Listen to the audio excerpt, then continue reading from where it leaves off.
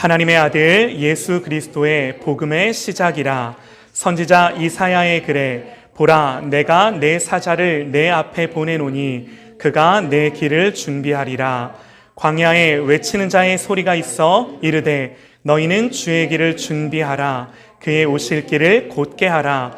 기록된 것과 같이 세례 요한이 광야에 이르러 죄사함을 받게 하는 회개의 세례를 전파하니 온 유대 지방과 예루살렘 사람이 다 나와 자기 죄를 자복하고 요단강에서 그에게 세례를 받더라. 요한은 낙타 털옷을 입고 허리에 가죽띠를 띠고 메뚜기와 석청을 먹더라. 그가 전파하여 이르되 나보다 능력이 많으신 이가 내 뒤에 오시나니 나는 굽혀 그의 신발끈을 풀기도 감당하지 못하겠노라. 나는 너희에게 물로 세례를 베풀거니와 그는 너희에게 성령으로 세례를 베푸시리라. 아멘. 아멘. 우리 옆에 있는 분들을 향하여 눈빛으로 당신은 예배자입니다. 여러분들의 눈빛을 통해 이 메시지가 전달이 돼야 됩니다. 시작. 당신은 예배자입니다. 당신은 예배자입니다. 네, 고맙습니다. 감사합니다. 저를 향해서도 한번 말씀해 주시죠. 네, 어떤 분이 저에게 진하게 저를 예배자라고 격려해 주시나. 고맙습니다. 감사합니다. 하나님의 가장 큰 선물이라는 제목으로 우리 하나님의 말씀 선포하도록 하겠습니다. 성경이 말하는 구원은 인간이 뭔가를 이루고 성취하는 과정이 아니라 하나님의 은혜가 또 하나님의 사역을 통해 하나님이 이루신 일이 우리에게 적용되는 것. 여러분, 우리는 그것을 구원이다 그럽니다. 이게 구원이에요. 그래서 성경의 내용을 요약하면 딱 한마디예요. 하나님이 우리를 어떻게 구원하셨는가? 하나님이 누구시며 하나님이 어떻게 일하셔서 우리를 구원하셨는가? 성경에 다양한 이야기들이 나옵니다. 그래도 결국에는 하나님이 이 말씀을 하고 싶은 거예요. 내가 너희를 어떻게 구원했는지. 이걸 아는 게 신앙의 핵심이고 인생의 본질입니다. 우리가 이걸 분명히 알고 믿는 것이 우리에게 얼마나 큰 위로와 영광이 되는가 생각해 보세요. 이걸 제대로 알아야 하나님이 나를 어떻게 구원하셨는가, 내가 어떤 상황 가운데 놓여 있어도 천지와 만물을, 이 모든 것들을 지으신 그 하나님이 나를 어떻게 구원해 내셨는가, 이걸 분명히 알아야 내가 어떤 상황 가운데 놓여 있어도 내가 어떤 존재인지가 나오는 거죠. 하나님께 구원받은 나야. 이 사실 때문에 담대할 수 있고 이 사실 때문에 승리할 수 있고. 인간이 인간 스스로를 규정하지 못합니다. 나의 존재 이유가 나에게 있지 않기 때문에 그래요. 우리가 조금만 생각하면 답이 나옵니다. 우리 중에 아무도 내가 원해서 계획해서 태어난 사람이 없어요. 성경은 하나님이 창세 전에 그리스도 예수 안에서 우리를 택하사 그의 기쁘신 뜻대로 우리를 예정하셨다 말씀합니다. 이게 우리의 존재예요. 하나님의 택하심, 하나님의 예정하심, 그리스도 안에서 미리 아심을 따라 하나님의 형상대로 우리를 지어주심. 그래서 우리가 있는 거죠. 그러나 우리가 범죄했고 이것은 하나님의 뜻이 아니죠. 때문에 하나님이 우리를 구원하시기 위해 하나님의 사역이 역사 속에서 펼쳐지고 때가 되어 이루어지고 성취되고, 우리가 이걸 알아야만 내가 누구고 내가 왜 존재하고 내가 어떤 사랑과 은혜로 구원받은 자이고 그러므로 내가 어떻게 살아야 하는지 답이 나오는 거죠. 그러므로 우리가 신앙생활함에 있어서 알아야 할 가장 중요한 두 가지가 뭔가? 그것은요, 하나님을 알고 내가 누구인지를 알고. 여러분, 이것은 제 말이 아니라 칼빈이 기독교 강요를 쓰면서 성경을 요약하며 성경에서 가장 중요한 메시지가 뭐냐라고 할 때 하나님을 아는 지식과 사람을 아는 지식이다, 이렇게 말을 합니다. 오늘 말씀을 보면요, 세례 요한이 등장을 합니다. 7절 말씀을 한번 보시죠. 그가 전파하여 이르되 나보다 능력이 많으신 이가 내 뒤에 오시나니 나는 굽혀 그의 신발끈을 풀기도 감당하지 못하겠노라. 이 고백을 보면요, 요한이 두 가지 사실을 분명히 합니다. 먼저요, 오실 주님이 누구신지를 확실히 알아요. 예수님을 가리켜 뭐라고 하나요? 나보다 능력이 많으신 이다 그럽니다. 여러분, 그러면 능력이 많다는 게 구체적으로 어떤 건가? 8절 말씀을 보면 주님은 성령으로 세례를 베푸시는 분, 세례 요한이 예수님을 가리켜 그렇게 소개하죠. 성령으로 세례를 베푸시는 분. 또 다른 복음서를 보면요, 요한이 예수님에 대해 고백하기를 세상 죄를 지고 가는 하나님의 어린 양이로다 그럽니다. 또 손에 키를 들고 자기의 타작 마당을 정하게 하사 알곡은 모아 곡간에 들이고 쭉정이는 꺼지지 않는 불에 던지시리라. 예수님을 가리켜 심판하실 하나님으로 분명히 고백을 하는 거죠. 그렇게 주님을 알고 나니 자기는 어때요? 나는 그 하나님 앞에서 굽혀 신발끈을 풀기도 감당할 수 없는 사람이다. 이 고백이 나오는 거예요. 신발끈을 풀어 드리기도 나는 합당치 않다. 여러분, 이 말의 의미가 뭔가요? 여러분, 그 당시는요, 주인이 밖에서 돌아오면 종이 주인의 신을 벗기고 주인의 발을 씻겨드리죠. 이건요, 종들 중에서도 가장 비천한 종, 그 종이 수종을 드는 겁니다. 그런데 요한이 주님 앞에서 자기 자신을 고백하기를 나는 내 주인의 신발을 벗기고 그 발을 씻기기에도 합당치 않은 그런 나다. 이렇게 요한이 요한 스스로를 인식하는 거예요. 여러분, 이게요, 그 당시 분위기를 보면 절대로 이렇지 않습니다. 요한이 세례를 베풀자 5절 말씀에요, 이렇게 기록을 합니다. 온 유대 지방과 예루살렘 사람이 다 나아가 자기 죄를 자복하고 요단강에서 그에게 세례를 받더라. 온 유대와 예루살렘의 사람들이 요한에게 나오는 거죠. 많은 사람들이 요한을 주목하기 시작하고요, 요즘 말로 요한의 인기가 치솟는 겁니다. 특별히 성경을 보니까 예루살렘의 사람들이 요한에게 나왔다 그래요.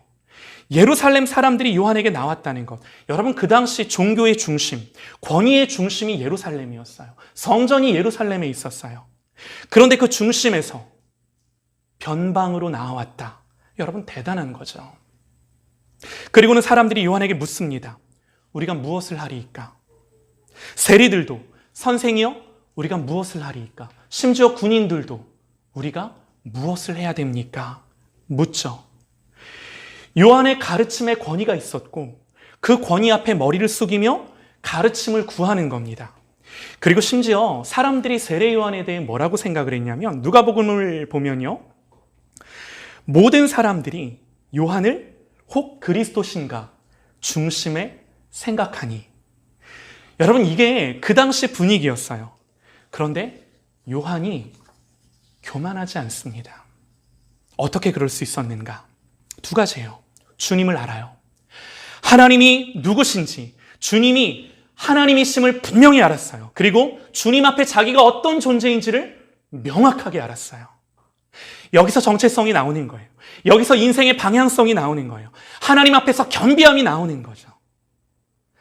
사람들이 요한에게 열광할 때 제사장들과 레위인들이 요한을 찾아옵니다. 세례 요한에게 묻습니다. 내가 누구냐? 내가 누구냐 물을 때에 요한의 증언이 이러하니라. 나는 그리스도가 아니라 한데, 내가 엘리야냐? 이르되 나는 아니라. 또 묻되 내가 그 선지자냐? 대답하되 아니라. 또 말하되 누구냐? 우리를 보낸 이들에게 대답하게 하라.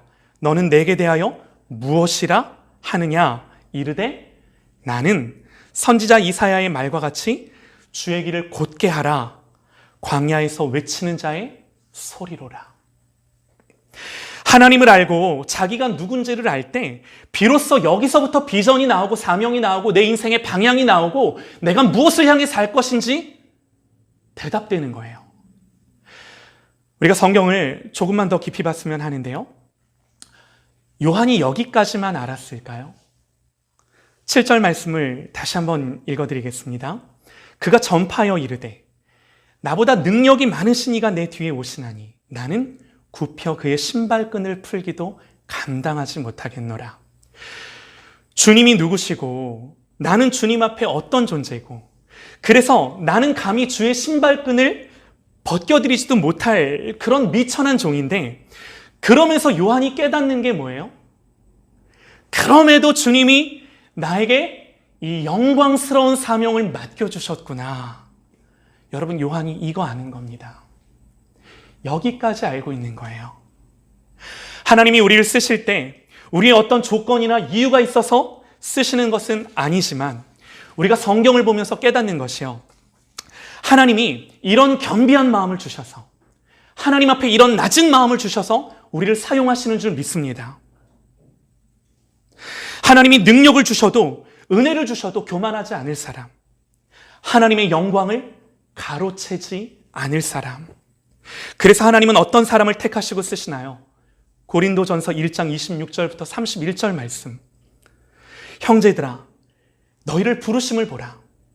육체를 따라 지혜 있는 자가 많지 아니하며 능한 자가 많지 아니하며 문벌 좋은 자가 많지 아니하되, 그러나 하나님께서 세상에 미련한 것들을 택하사 지혜 있는 자들을 부끄럽게 하시려고, 세상에 약한 것들을 택하사 강한 것들을 부끄럽게 하시려고, 하나님께서 세상에 천한 것들과 멸시받는 것들과 없는 것들을 택하사 있는 것들을 패하려 하시나니, 이는 아무 육체도 하나님 앞에서 자랑하지 못하게 하려 하심이라. 너희는 하나님으로부터 나서 그리스도 예수 안에 있고, 예수는 하나님으로부터 나와서 우리의 지혜와 의로움과 거룩함과 구원함이 되셨나니, 기록된 바 자랑하는 자는 주 안에서 자랑하라 함과 같게 하려 함이라. 할렐루야, 아멘입니다. 예수 그리스도가 나의 지혜와 의로움과 거룩함과 구원함과 나의 모든 것, 나의 전부가 되었다라고 성경이 우리에게 명확하게 가르쳐주는 거예요. 우리는 예수님 한 분만으로 충분한 거예요. 예수님 안에 모든 하늘의 자원과 보화가 있음으로 말미암아 그 주님을 향하여 자랑하고 살아가는 사람이 돼야 된다라고 성경이 우리에게 말씀하는 거죠. 사랑하는 여러분, 이렇게 주님만이 전부가 되고 예수님을 충분하게 여기는 그 사람, 그래서 예수님이 자랑이 되고 영광이 되고, 여러분, 주님이 그 사람을 들어 쓰시는 줄 믿습니다. 우리의 연약함, 부족함, 미천함이, 여러분 믿으세요, 하나님께는 문제가 되지 않습니다. 오히려 하나님의 하나님 되심을 알고 나의 나됨을 알 때, 하나님과 나 사이의 그 간극을 알 때, 여기서 예배가 나오고 찬송이 나오는 거예요. 정말입니다. 여러분, 바울이 뭐라고 고백을 하죠? 죄가 더한 곳에 은혜가 더했다. 죄가 큰 곳에 은혜가 크다라고 말하는 거예요. 이게 그 뜻이에요. 여러분, 이 말은요, 죄가 더한 곳에 은혜가 더했기에 우리가 더 죄를 짓자, 이 말이 아니죠. 이미 우리는 충분한 죄인입니다. 오늘 요한의 고백처럼 자기는 주님의 신발도 벗겨드릴 수 없는 자임을 알고, 이렇게 나의 비천함을 알고 나의 죄됨을 알고 하나님 앞에서 그것들을 깨닫고, 그럼에도 불구하고 하나님이 나를 위해 어떻게 나를 구원하셨는지를 내가 알 때, 여러분, 여기서 은혜가 넘치는 거예요. 여러분, 그래서 우리는 1만 달란트 빚진 자인데 그 빚 탕감받은, 은혜 받은 자로 살아가실 수 있기를 소망합니다. 아멘입니다. 그러므로 여러분, 우리의 신앙과 삶의 목적이 대단하고 거창하지 않아도 됩니다. 우리의 사역도 대단하고 거창하지 않아도 됩니다. 오직 하나님을 더 알아가리라, 주님을 더 사랑하리라, 여기에 집중하는 거예요. 우리가 기도를 할 때도요, 나의 필요가 중심이 아니라 주님의 마음을 구하고 하나님의 얼굴을 구하고 주님을 집중하는 겁니다. 그렇게 기도하는 거예요. 하나님의 마음이 나에게 부어지는 거예요. 말씀을 볼 때도 어떤 의미에서는 내가 은혜가 되는 말씀을 향하여 말씀을 읽는 것이 아니라 주님이 나에게 뭐라 말씀하시는지를 구하며 집중하며 하나님의 말씀을 믿고 아는 거죠. 여러분, 그랬을 때 하나님이 얼마나 복되신가 깨닫고, 그 주님이 가장 존귀하고 영광되심이 내 속에 더 크게 일어나. 그에 비하면 나는 얼마나 비천한 죄인이고 나는 감히 하나님 앞에 설 수 없는 자인가.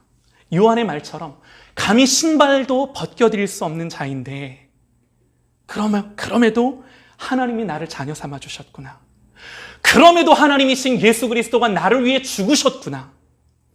이 찬송과 이 고백이 거기서 나오는 거죠.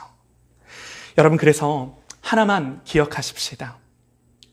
오늘 말씀을 통해 붙들고 싶은 것은요, 요한이 붙들었던 것과 동일한 것을 우리가 붙들기를 원하는데요. 세례 요한이 뭘 붙들었는가? 하나님을 아는 것이라고 말씀을 드렸습니다. 세례 요한이 아는 예수님. 요한이 예수님은 누구시며 어떤 분이신가? 여러분, 이걸 아는 게 너무나 중요한데 왜 중요한가? 여러분, 이분은요, 예수님의 오실 길을 준비했던 사람입니다. 예수님 앞서서 예수님이 오시기도 전에 구약의 모든 선지자들보다 주님을 가장 명확하게, 예수님 바로 앞서서 모든 사람들에게 그 예수 그리스도가 누구신지를 우리에게 가르쳐 주었던 선지자 세례 요한이에요. 이분이 기록해 놓은 말씀은 너무나 짧지만 그럼에도 불구하고 성경에 이분이 증거했던 그 예수 그리스도에 대한 고백은 우리가 깊이 있게 묵상하며 살펴야 하는 진리의 말씀인 거죠. 이분이 예수님을 뭐라고 소개했는가가 중요합니다. 핵심이죠. 우리가 하나만 보기를 원하는데요. 예수님이 아니라 세례 요한은 짧고 간단하게 주님을 소개합니다. 우리가 누군가를 다른 사람 앞에 소개할 때도 그 사람의 여러 가지 모습이 있습니다. 그 중에서도 어떻게 하면 그 사람을 가장 잘 표현하고 나타낼 수 있는 말로 간단하게 소개해서 주지시킬까? 우리가 이렇게 생각하며 그 사람을 소개하지 않습니까? 요한도 마찬가지죠. 예수님을 가장 잘 표현해주고 가장 잘 소개해줄 그 한마디의 말로 주님을 소개하는 거예요. 요한의 소개가 오늘 기록되어 있습니다. 8절 말씀이에요. 나는 너희에게 물로 세례를 주었거니와 그는 성령으로 너희에게 세례를 주시리라. 짧고 간결하게 한마디로 주님을 소개하는데 여러 다른 말들로도 우리는 예수님을 설명할 수 있습니다. 그런데 오늘 요한은 예수님에 대해서 설명하고 예수님에 대해서 가르쳐 주기를, 예수님은 성령으로 세례를 주시는 분. 우리가 이 사실에 주목해야 합니다. 주님은요, 십자가의 구속과 성취를 이루시고 우리를 하나님의 자녀가 되게 했습니다. 여러분, 그런데 자녀가 되었다고 해서 자녀답게 살아갈 능력도 있는가? 우리를 자녀로 인정해 주셨다고 해서 내가 하나님 앞에 자녀다운가? 여러분, 이 문제는 전혀 다른 문제예요. 우리의 신분이 바뀐 것과 그 신분에 맞게 사는 것은 전혀 다른 문제입니다. 하나님이 우리를 자녀로 인정해 주셨다라고 해서 내가 자녀답게 사는 것은 아니라는 거죠. 예수님은 요한복음에서 내가 떠나가는 것이 너희에게 유익하다 그럽니다. 내가 가면 그를 너희에게 보내시겠다 말씀하세요. 그러면서 말씀하시기를 내가 아직도 너희에게 이를 것이 많으나 지금은 너희가 감당하지 못하리라. 그러나 진리의 성령이 너희에게 오시면 그가 너희를 모든 진리 가운데로 인도하시리니. 너희가 감당하지 못한다. 그러면서 하고 싶은 말이 많지만, 너희들에게 가르쳐주고 싶은 것이 많지만 예수님 말씀 안 하세요. 그러나 진리의 성령님이 오시면 그가 너희를 모든 진리 가운데로 인도하실 거다 말씀하시는 거죠. 예수님은 사람이 되셔서 죽으시고 구원을 완성하시고 이루시고, 그러나 거기까지가 아닙니다. 성령을, 하나님이신 성령님을 친히 우리 속에 거하시도록, 하나님이신 성령님이 친히 죄인과 함께 할 수 있도록, 우리의 모든 죄를 속하시고 하나님이신 성령께서 우리 안에 거하시도록 이루시고 성취하신 거예요. 오늘 요한이 예수님을 소개했던 것처럼요, 성령으로 세례를 주세요. 성령으로 세례를 주세요. 그러므로 우리로 주님이 십자가에서 이루신 구원의 능력이 적용되고 우리 안에 완성되도록 만드시는 거죠. 우리 속에 구원을 완성하시는 분이 누구십니까? 성령님이십니다. 하나님의 말씀과 약속을 이루시는 분, 가져다 주시는 분이 누구십니까? 성령님이십니다. 하나님이십니다. 우리로 하나님을 사모하며 예배하며 마음을 주시고 높이고자 하는 마음을 여러분 누가 주십니까? 하나님이신 성령, 내 속에 내주하시며 임마누엘 그 하나님의 약속을 이루시고 실제로 역사하시는 그 하나님이신 성령님께서 우리 가운데 이루십니다.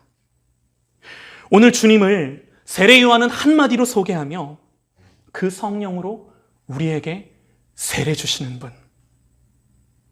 여러분, 예수님이 이 땅에 오셔서요, 제일 첫 번째 하신 사역이 뭔가요? 기적을 일으키고 병을 고치고? 아닙니다. 주님이 오셔서 공생애를 사시기 전에 제일 먼저 하신 일, 세례 받으신 거죠. 세례 받으셨어요. 예수님이 세례 받으신 사건은 우리가 선뜻 이해가 안 됩니다.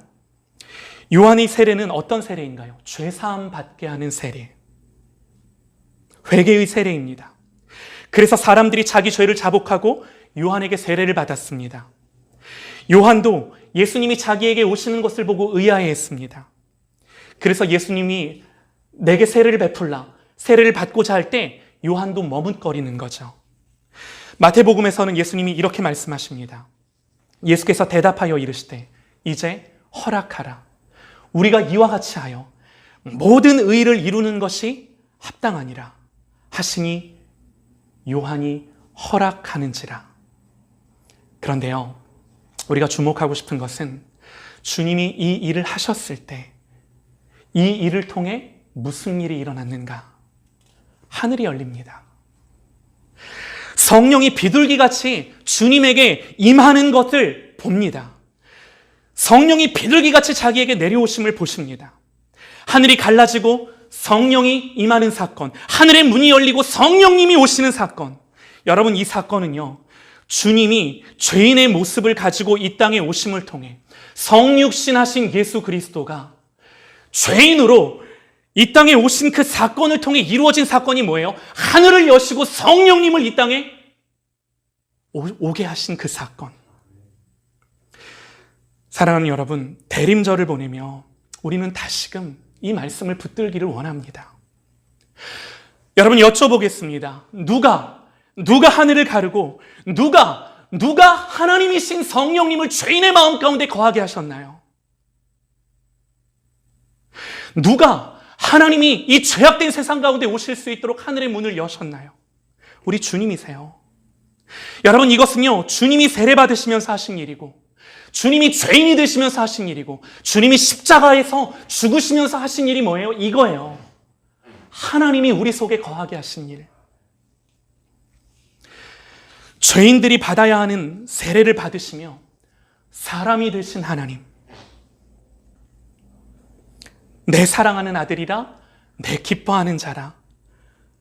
하나님의 이 온전하신 인정하심 속에 이루신 일들로 말미암아 하늘이 열리고 하나님이신 성령께서 우리 속에 오신 것입니다. 성령님의 오심은요, 내 노력과 의지가 아니라 오직 우리 주님이 자기를 버리시면서 자기를 죽기까지 이루신 일임을 믿으시기 바랍니다. 사랑하는 여러분, 우리가 노력해서 뭔가를 이루었다면 여러분, 그것은 완전하지 않습니다. 완전한 성취가 아니에요. 여러분, 생각해 보세요. 하나님이 자기 목숨을 버리시면서까지, 죽으시면서까지 뭔가를 이루셨다라고 한다면, 하나님이 사람이 되시고 죄인이 되시면서까지 주님이 뭔가를 이루셨다라고 한다면, 여러분, 그 이루심은, 그 성취하심은 완전한 성취입니다. 하나님이신 성령께서 여러분, 우리 가운데 오신 근거가 뭔가요? 예수 그리스도가 죽으심으로 말미암아 하나님이신 성령님께서 우리에게 오시는 것, 여러분 이것이 근거가 되고 이유가 되고 원인이 되어 이루어진 일이 성령께서 우리 가운데 내주하시며 거하시며 나를 통치하시고 다스리시고 주관하시는 이 일, 여러분 그래서 믿으십시오. 성령님의 오심은 너무나도 확실하고 성령님의 오심은 너무나도 분명하고 성령님의 오심은 너무나도 자명한 거예요. 그 하나님의 자녀들에게. 여러분 예수님 뭐라고 말씀하세요? 두드리라, 구하라, 찾으라. 그 다음에 뭐라고 말씀하십니까? 어찌 하늘의 아버지께서 구하는 자에게 성령을 주시지 아니하시겠느냐. 여러분 이것이 주님의 말씀이세요. 주님의 말씀이세요. 왜 그런가요? 주님의 완전하신 성취의 결과이기 때문에, 하나님이 사람이 되신 결과이기 때문에, 하나님이 죽으신 그 죽으심의 결과이기 때문에 성령님이세요. 사랑하는 여러분, 우리는요 이 성령님의 부어주심에 확실한 약속을 믿고 주님이 죄인으로 낮아지시면서까지 하늘을 여시고 우리에게 주시는 이 성령님을 사모하실 수 있는, 갈망하실 수 있는 저 여러분이 되실 수 있기를 소망합니다. 이 성령 안에 모든 하늘의 자원들이 있는 거예요. 이 성령님 안에 모든 충분하고 완전한 우리를 향한 하나님의 보호하심과 공급하심이 있는 줄 믿습니다. 사랑하는 여러분, 우리의 인생 속에 다시금 이것보다 중요한 건, 이 하나님의 말씀을 집중하며 이 말씀이 우리를 교훈하는 이 진리의 말씀보다 중요한 건 없는 거예요. 주님이 이 땅에 오심으로 주신 이 가장 큰 선물을 사모하며 누리는 저와 여러분이 되실 수 있기를 간절히 소망합니다. 저희 가정이 대림절을 보내면서 매일 이제 그 아이들을 위해서 선물을 하나씩 포장해서 놔요. 조그만 집에 이제 성탄 트리가 있는데, 아이들이 요즘 일찍 일어납니다. 가장 먼저 일어난 어린이가 선물을 뜯을 수 있는 거예요. 고를 수 있는 거예요. 사모하는 거죠. 사모하는 거죠. 우리의 모든 삶 가운데 이 대림절 기간을 보내며 하나님이 우리에게 주신 가장 큰 선물, 말씀이 우리에게 가르쳐준 이 가장 큰 선물을 간절히 사모함으로 우리 주 예수 그리스도께서 사람이 되시고 죄인이 되시고 죽으시면서 이루신 그 놀라운 성취를 우리의 삶 가운데 누리시고 즐기시며 기뻐하는 저와 여러분 되시기를 간절히 소망합니다. 우리 간절히 한번 기도하겠습니다.